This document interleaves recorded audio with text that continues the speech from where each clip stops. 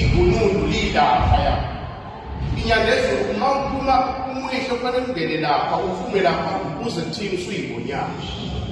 mase ngiwaphelele incilo ukuthi udawuyona inkosi ngisukulela umbuso wami ngingabeka kanjalo mina ngesayidi lami njengomntwana wasempileni angikhulumeli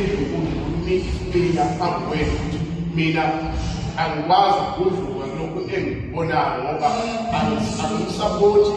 angisapothi mina ngoNyamusumande ngihamba noNyamusumande ngoba kuwubaba wethu ohlozwe amathoko angikwazi ukwenza okunye ngoba mhlawumbe okobambe ngangibuza ukuthi wena ingonyama esiyaziyo thina yile wena umuntu uhamba ubheka le bese ngithini thina khona ngihlonipha bona ngihlonipha laba abangasekho ngihlonipha laba ababona ngale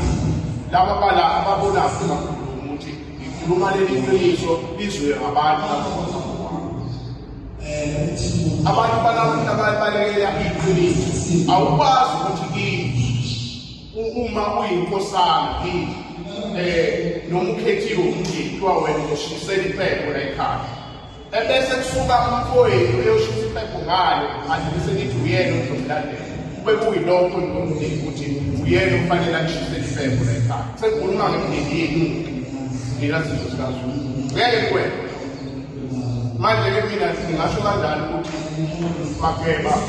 inkosi sesingethe esibayeni bese ngijika mina ngigayi inkosi sesibayeni ehambe yawo khadi isibayeni sisha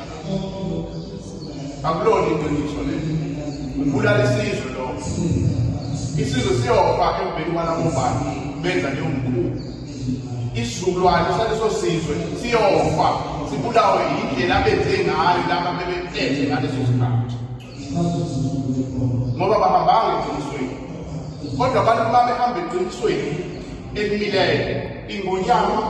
usimakade samakhosi ngani na ngoba ubuye ongene eqala egunundwini likaZulu la kunekasa khona